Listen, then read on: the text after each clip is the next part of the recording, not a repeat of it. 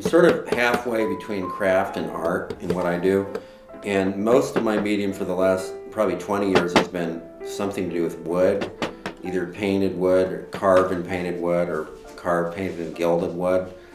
Do you kind of see how painstaking and boring this is? You know, every time I do, I have to go back the other direction and clean up the cut.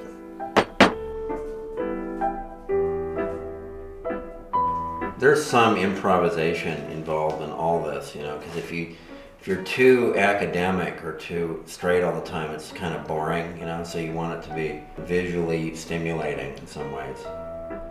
This one is kind of like real rainforesty, moldy, like a wetland, kind of mushy ground, bark, flowers, patterns in water. They're not just random. It's like a coastal rainforest, Oregon coastal rainforest.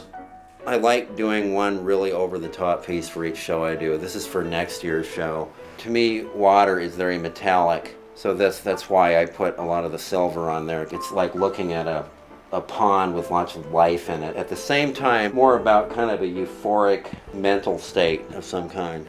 Life would be sort of dull without altered states of reality. At the same time, I'm not really a hippie, more like a beatnik. My mom was a musician and sort of made us be exposed to the arts. The relationship between music and art, and I learned that connection really early on, and sort of the importance of art. Man does not live by bread alone, kind of that idea.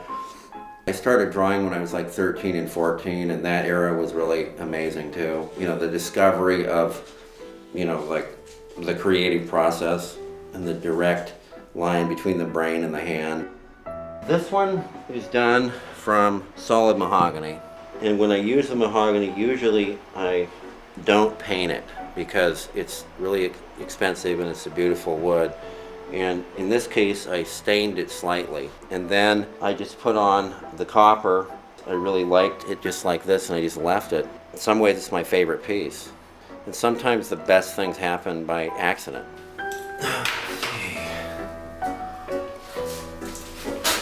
I actually really like this building, the Capitol building. It's a really unique piece of architecture, 30s brutalism, kind of like Ayn Rand kind of stuff. The Capitol has that gold leaf man on the top, and when I'm all done, when it's all dry, I'm going to put that on. This is gilding. It's metal, thin metal, taken from solid metal and pounded down until it's like thinner than foil, but it's still real metal. It's not paint. You literally glue the metal on top of the paint. Ready for the drum roll? That's real gold. 23 karat. It's fairly tricky to put on because it's so incredibly thin that if you don't put it on right, it just turns into dust.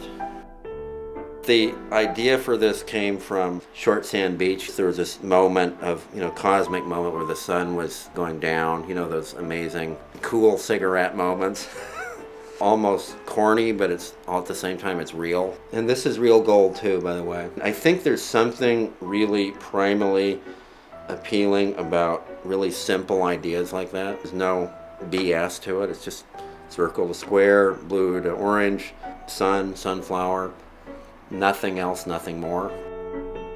I'm not really interested anymore in doing negative artwork because I think the world is so negative that I want my art to be sort of lift people to another higher dimension. To me, there's really no other purpose to life except somehow service to other people, and my way of doing it is by doing this.